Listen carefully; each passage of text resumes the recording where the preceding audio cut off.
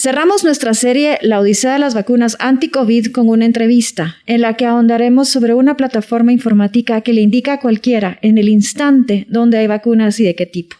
Soy Beatriz Colmenares y nos acompaña en este espacio Rudy Herrera Mármol. Él es director del sistema Asistente de Logística Médica Automatizada, pero nadie lo conoce con ese nombre. Los usuarios de redes sociales y las personas que buscan vacunas lo conocen como ALMA. Isaías Morales y Carmen Maldonado Valle conversarán a partir de este momento con nuestro invitado. Bienvenidos a Ojo Podcast, el podcast de Ojo con mi Pisto. Gracias, Rudy, por acompañarnos. Para empezar, quisiéramos preguntarte cómo surge en sí este proyecto. ALMA surge con la llegada de la pandemia a Guatemala en marzo del 2020, en donde dos personas tuvieron una conversación en la que se dieron cuenta que muchas preguntas venían en camino por parte de la población. ¿Qué quiere decir esto? Que se venía la pandemia y con ella muchas dudas alrededor del virus, muchas dudas alrededor de qué medidas podían tomar las personas, muchas dudas alrededor de las políticas que se estaban adoptando. Y estas dos personas que conversaron, que son Gabriela y Juanro, ellos dos se dieron cuenta que podían, utilizando la tecnología, responder muchas de estas dudas de manera automatizada. Y esto, a su vez, podría ahorrarle tiempo al personal de salud, que típicamente tiene que dedicar mucho tiempo para responder ese tipo de preguntas. Entonces, así nace ALMA, a través de un chatbot, que es un programa de inteligencia artificial que responde preguntas las 24 horas. Puede ser en WhatsApp o en un chat, cualquiera. Pues a través de ese chatbot se le podía dar a las personas las respuestas que ellas buscaban. Así surgió ALMA, con esa intención de responder y estar disponible las 24 horas hace un poquito más de un año. ¿Cómo alimentan la información tanto en el sitio web como en redes sociales y qué tan ágil es el portal? Conforme fue evolucionando el proyecto, nosotros nos dimos cuenta que había ciertas preguntas que nos iban a estar llegando con más frecuencia, y una de ellas fue el de las vacunas. Nosotros comenzamos a alimentar una hoja de Excel con base en las informaciones que publicaban en el sitio oficial o en las páginas oficiales del gobierno, o en las páginas de Facebook, o en las publicaciones de los centros comerciales y otros tipos de centros de vacunación que fueron surgiendo. Conforme pasó el tiempo, nosotros fuimos contactando a las personas que son voluntarios que trabajan ahí, o personas contratadas para trabajar ahí, y poco a poco establecimos una red de contactos que nos alimentaban la información de quienes estaban oficialmente proveyendo esta información y querían que le llegara a más y más personas del público en general. Pero también tuvimos una segunda fuente de información que nos alegró bastante, y es que las personas, cuando iban a los centros de vacunación, también reportaban su experiencia. Entonces regresaban a nuestro sitio, a nuestras redes, a decirnos: miren, fíjense que esta vacuna que ustedes pusieron ya se acabó. O nos decían: además de esa vacuna que ustedes pusieron, están estas otras vacunas. Entonces nos mandaban reportes, nos mandaban fotos.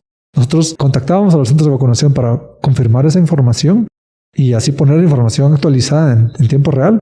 Y esto fue orgánicamente generando un sistema de crowdsourcing, ¿verdad? En donde el público es quien alimenta también la base de datos que nosotros tenemos disponibles en general.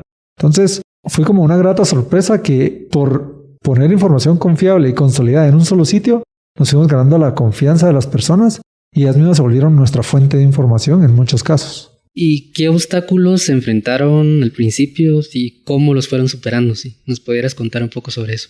Los obstáculos son varios. La verdad es que en cualquier proyecto de desarrollo, cualquier proyecto de salud pública o cualquier proyecto comunicacional, se tienen retos en cuanto a la población objetivo que uno tiene.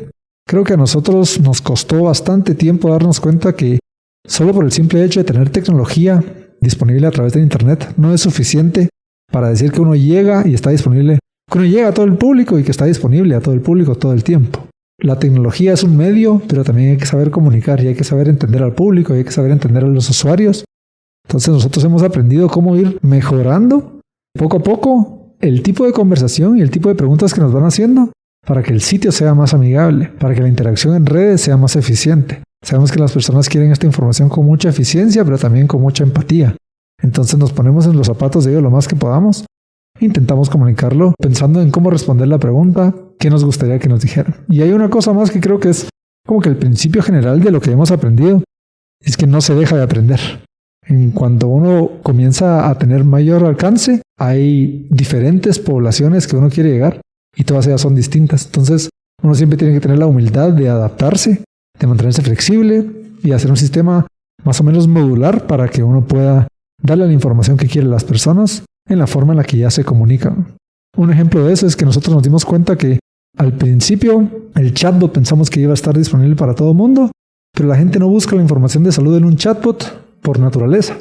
Las personas utilizan redes sociales como una fuente adicional de información.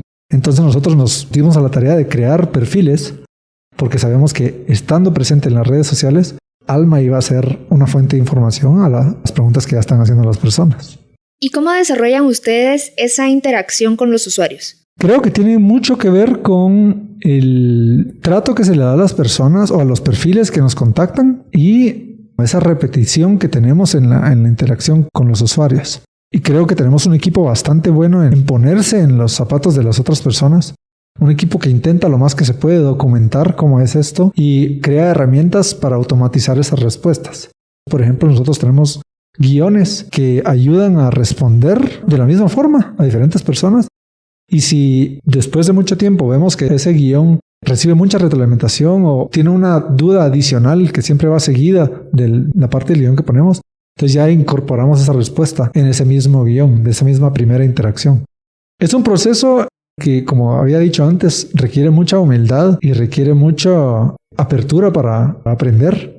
No es fácil y hay que reconocer que hay muchas Guatemalas. Nosotros le hemos llegado a ciertas personas en ciertos centros urbanos, pero nuestro proyecto quiere llegar a más y para hacerlo tenemos que mantener esa humildad en donde reconocemos que diferentes personas se comunican de diferentes maneras y utilizan las tecnologías de diferentes maneras.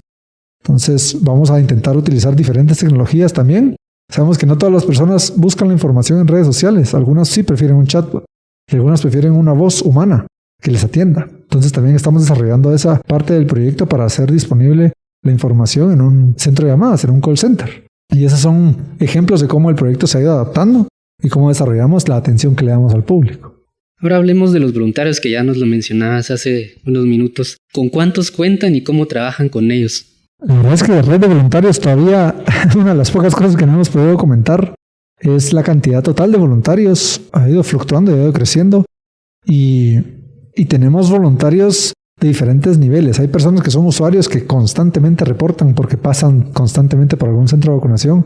Hay personas que sí están trabajando en los centros y que ven muy importante su misión de vacunar y de hacer llegar las vacunas a las personas, ponerlas disponibles. Se encargan casi que todos los días de actualizarnos y mandarnos un reporte. Creo que hay diferentes niveles de compromiso que tenemos, pero estamos agradecidos con todos, ¿verdad? Y la mejor noticia que tenemos es que es una cooperación que surgió de manera muy orgánica.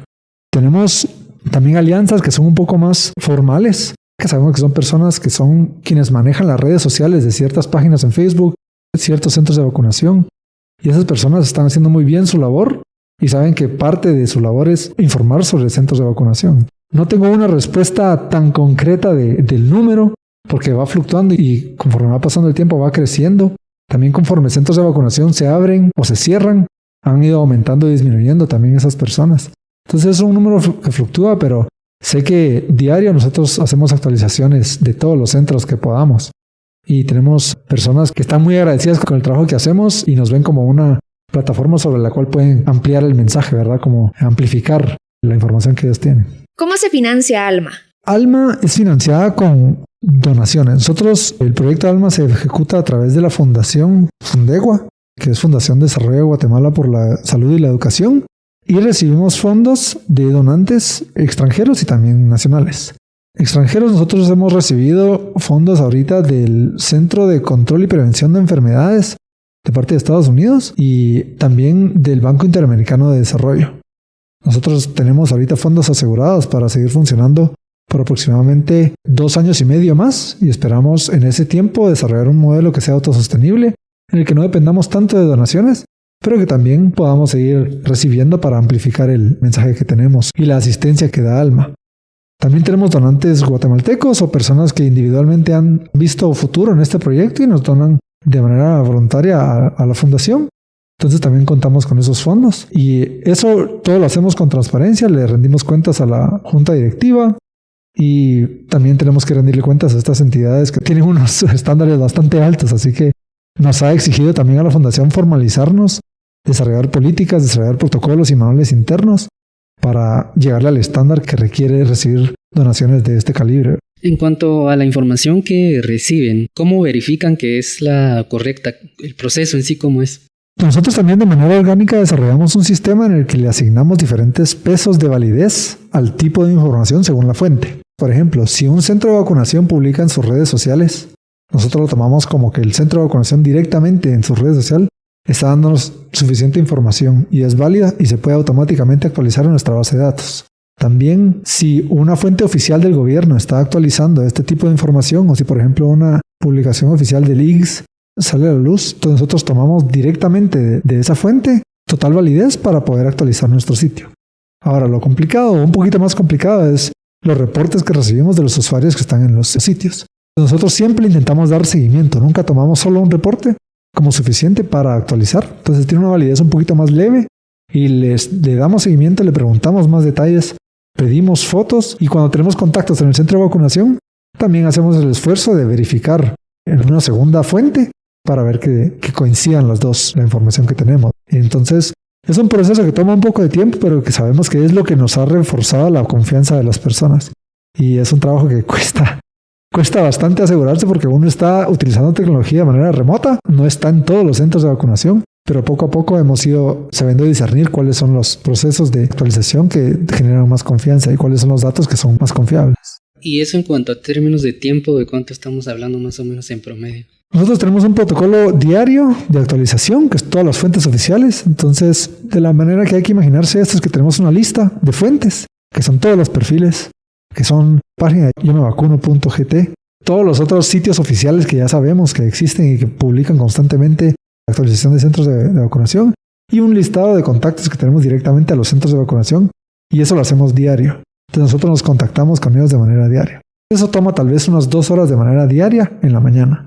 Y aparte, tenemos durante el día diferentes reportes que estos mismos que verificamos durante el día pueden publicar una actualización porque se les acabó una dosis o porque necesitan convocar a más personas para abrir ciertos viales. Eso va surgiendo durante el día, igual los reportes diarios de los usuarios, y esos pueden variar depende del tipo de respuesta y el tiempo de respuesta que nos dan los usuarios, pero puede variar entre 5 minutos a 15 minutos la verificación. Todo depende de la disponibilidad de la persona que nos está mandando la información y la rapidez con la que nos respondan, ¿verdad? Ahora, desde Alma, ¿cómo evalúan ustedes la manera en que se ha desarrollado el proceso de vacunación en el país hasta ahora? Nosotros vimos la oportunidad de contribuir a la consolidación de esta información desde momentos muy tempranos, ¿verdad? Porque sabemos que al ministerio le tocó ejecutar el programa del plan de vacunación a nivel nacional de manera muy rápida. Sabemos que las instituciones de gobierno, por ser un poco más grandes, pues tienen que moverse con más cautela y eso requiere un poco más de tiempo y moverse más lentamente. Entonces ese vacío surgió por esa forma de actuar que requiere cautela y precaución y mucho cuidado y también conlleva lentitud.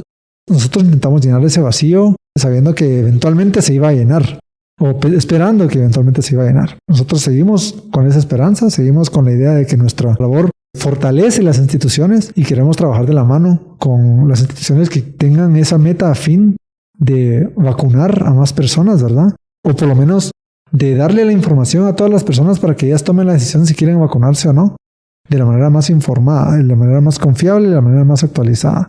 Creo que no nos ponemos en una situación de juicio tan directamente, porque creo que el análisis se lo dejamos a otras instituciones.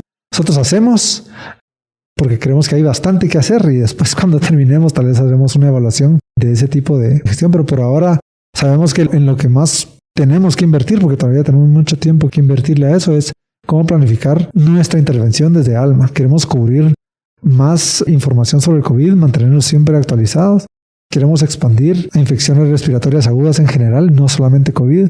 Queremos también incluir otras enfermedades transmitidas por el agua, por alimentos o por vectores y eventualmente transmitidas sexualmente. Entonces, nuestro enfoque está ahorita ya planificado para hacer y hacia eso estamos invirtiendo nuestro tiempo. ¿Y cuáles consideras que deben ser esos ajustes que deben hacerse en el proceso de vacunación para que sea más ágil?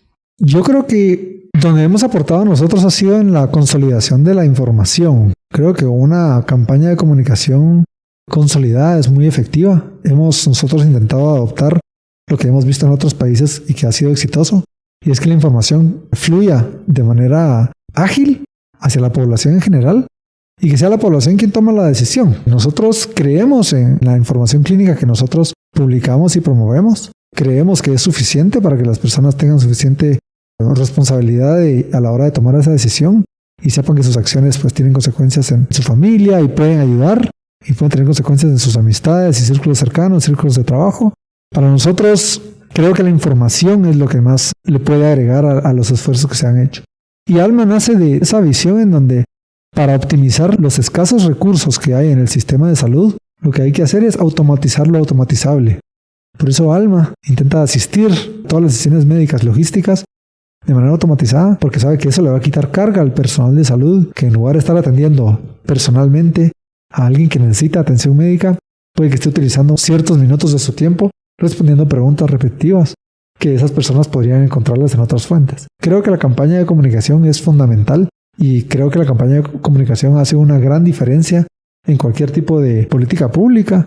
Y aquí en este caso pues contribuye a la educación de las personas de la pandemia, del virus y las enfermedades y cómo responder eficientemente ante una enfermedad de contagio. Gracias, Rudy. Gracias, Carmen. Gracias, Isaías. Y gracias a ustedes que nos acompañaron en esta serie de Ojo at Podcast, el podcast de Ojo con mi Pisto, y en el que analizamos el proceso de vacunación en contra de la pandemia del coronavirus. Esté pendiente de nuestras próximas emisiones.